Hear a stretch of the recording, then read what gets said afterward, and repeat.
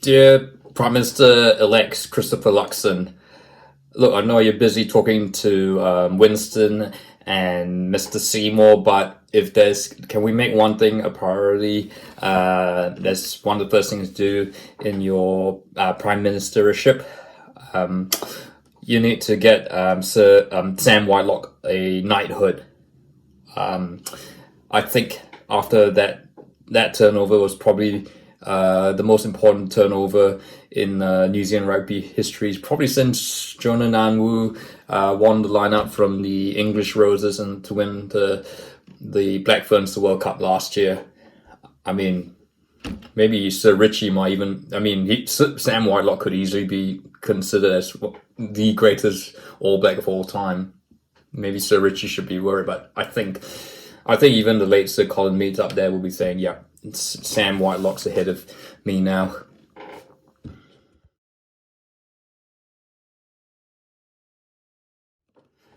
Yeah, so it's been a couple of hours since that All Blacks Ireland game, and yeah, a bit of time to chill and just digest, consider and look back on what probably the sweetest All Blacks win, in my opinion. So in my following, in the 20 years that have sort of really followed the All Blacks.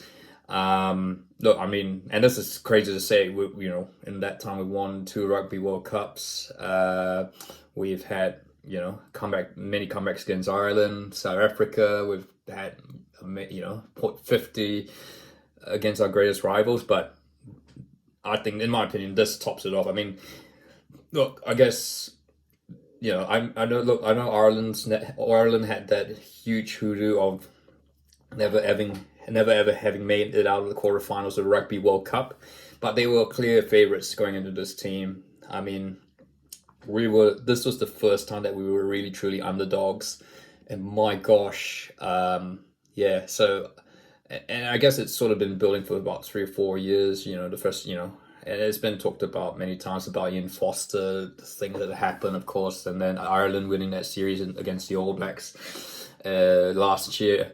And look, so that's really boiled to this point where we were ranked underdogs. And I said in a previous video that if we won the quarterfinals, I think we have, I think we've exceeded our KPIs, to use a corporate term. And of course now, I guess we should say, some might say, no offense to Argentina and Wales if they'd done it, that the All Blacks have a pretty good, have a pretty easy route to the final. I mean, I saw that Wales-Argentina game briefly, and yeah, the standard of play compared to the Ireland All Blacks game was just, yeah, like, look, it was like comparing, a Toyota Corolla to a Ferrari Formula One car. Like, there were a lot of drop balls in that Wales-Argentina game, and there was no really reason for it apart from heat and moisture in Marseille. It was played in the afternoon, but look, the skill levels in this Ireland All Blacks game were just superior, and you kind of feel like, yeah, and this was always going to be a feat. I think people have said that whoever wins this game will almost certainly be in the final. And look, as an All Blacks fan, we can't write off Argentina because they have beaten us. They have beaten us twice. They know how to beat us, and they're a passionate team. But you got to say, with the All Blacks team, the way that their confidence is so high now after this result, because it is a result. Look, putting history aside, this was a great Ireland team, and they showed in the first half why they're the number one team. The operation of the breakdowns, their forward pack, their defense out wide. They showed why they were the best team. Look, I think they conceded that early try, but they just came back and showed their class. They learned from that. I think, yeah, that we were going to try the bomb, and the pickup part, Brooke Barron, and the next play Savia got the bounce, but I think they covered up. They managed to work out to spread out wide so that there wouldn't be any overlaps. And yeah, this is an Ireland team, and I guess, and sorry, there's not really going to be much structure because I'm just rambling here. I think this is a loss that's going to hurt Ireland a lot, because if this is easily the best Ireland team, this is the best rugby team Ireland's ever produced, surely, and this is their best chance. And the fact they couldn't even break the duck it will be very, very disappointing. And you got to think about, all Irish fans, all the rugby players, your likes of your Johnny Sexton, Peter O'Mahony, Ian Henderson, who've all, Conor Murray, who've been there, done it for Ireland, and this has to be absolutely, absolutely devastating. But yeah, and I guess, I mean, All Blacks fans would notice from like the period between 87 and 2011, when, the All Blacks were winning heaps of games in between Rugby World Cups. But when they came to Rugby World Cup, like, the semi-final of 99, the semi-final in 2003, the quarterfinal was 7, that we just couldn't quite do it. So I'm sure Ireland will break the duck, but there is that nagging feeling of, when will it ever happen?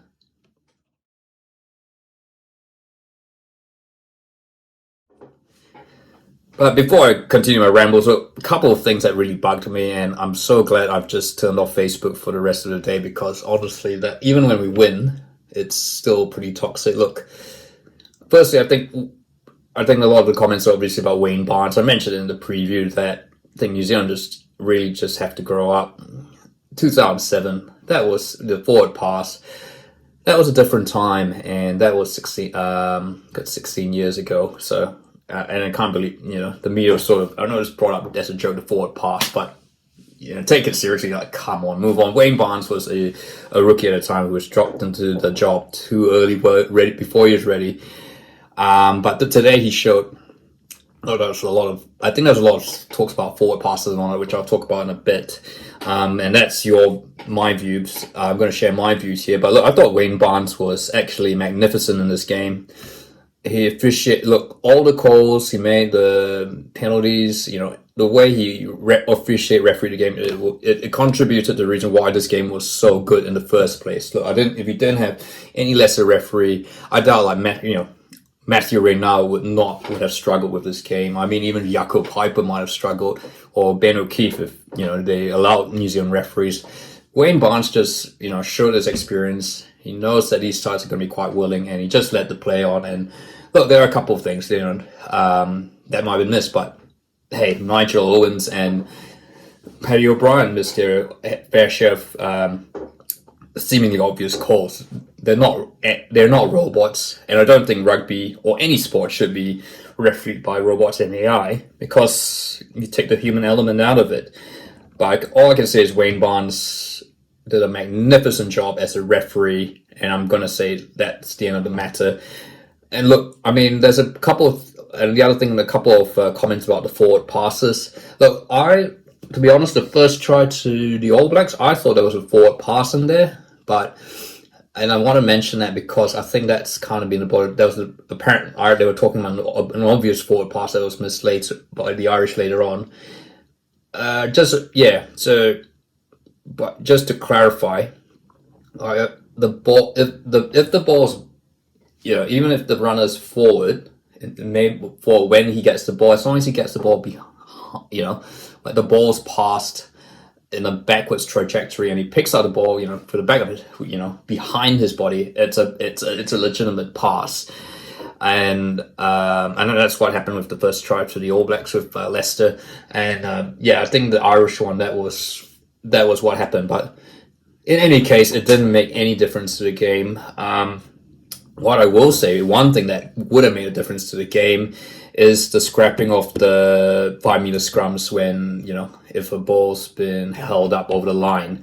I was not a huge fan of that. I know they wanted to do it to speed up the games and kind of reduce the likelihood of scrums, because, scrums are a bit of, shall we say, a poison chalice for rugby, with all the head injuries, etc. and all. But I think, the fact that they held the ball up, the attacking side should get another opportunity to score a try, and a 5-meter scrum is really the advantage. Whereas if you drop it out, what's happened, of course, Ireland knocked the ball on, and it's an All Blacks scrum, and that's pretty much where the game ended, and denied Ireland a clear opportunity. So I think that's my view. I don't. It's kind of it is a rule that came out of the 2019 Rugby World Cup, but I'm just going to say I think we're seeing evidence here that this change has, probably has brought maybe something that's hurt the Irish and certainly the attacking side. Doubt they will change it though.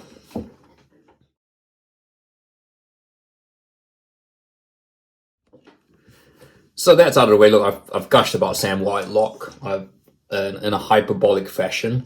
But look, clearly the All Blacks, it was clearly Ardie Savea and Sam Cane who really were the standout players to me. I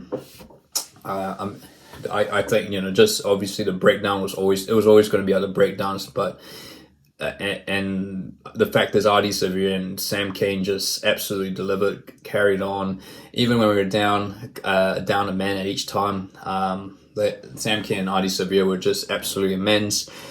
Look, I guess the Irish still continue to put pressure on our breakdowns, which is what we expected. We still conceded penalties, but I think that we've finally caught on how we need to play the Irish. There's been a lot of talk, how the Irish have sort of become the new All Blacks in terms of really treading the line and pushing the lines of the rules with that breakdown.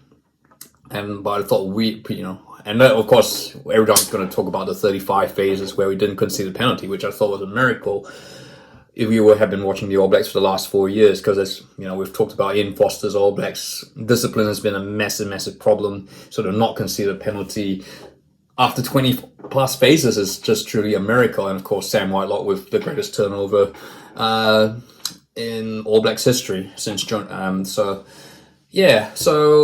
Look, I guess I should quickly mention Lester Fanuku, who I think they will probably keep Mark Tillier out of the side unless Lester gets injured. Look, Mark, I think that indiscretion the other day is probably might very well cost him, his career. So, which is a bit sad because Lester Fanuku was really hot on Mark Tillier's heels, and he took his opportunity. And I think he has to start against Argentina and whoever we play in the final. So. Look, we obviously have to see what happens with injuries. Yes, of course, we've got to mention Tamaiti Williams and Fletcher Newell, who came on tied with the experienced evergreen Dane Coles. Really put the heat on the Irish scrum, I think one thing I should say about the Irish at the end, I think I was kind of a bit disappointed with the way they... we've been following this Irish team under Andy Farrell for so long. They've been really good to watch in the backs, but a lot of their back play at the end was it just reminded me of like desperation. There was just no fizz, no pace on the ball. They were running onto the ball, but it was really pedestrian, and that made it easier. I guess that certainly helps the All Blacks in terms of defending, and they're not having to take risks to commit penalties, to turn the ball over. But yeah, look, I thought for a side that is supposed to be the best in the world right now, to see the Irish play, it was kind of gonna you felt even if they hit 50 phases, they were not going to score a try, and so that's kind of a real disappointment because of course like how good Bandiaki, Jameso can be in free space. In a way, yeah, it kind of reminds me a bit of the Irish. The Irish sort of were playing a bit like the '07 All Blacks against France in the quarterfinal, which I remember very well. We were just trying to keep the ball and just passing it to the next person because we had no ideas. We were trying to score, try to win the game, or get a penalty, and the French on that day were just too clever. I guess this is sort of what it feels like to be on the other side of sort of like a shock close win. So. So yeah, those are my thoughts, my ramblings on the All Blacks Ireland game. Look, there's two more semi-finals. Obviously, the All Blacks tournament goes on for another, and we will play another two games, whether it's a final or a third place game. Yeah, so we'll definitely talk a bit more about that, about what to expect from Argentina, and of course, yeah, of course, there's still, we'll find out, I'm sure, yeah, England versus France or South Africa. So yeah, look, I'd like to hear your thoughts. If you like this video, feel free to like and don't forget to subscribe.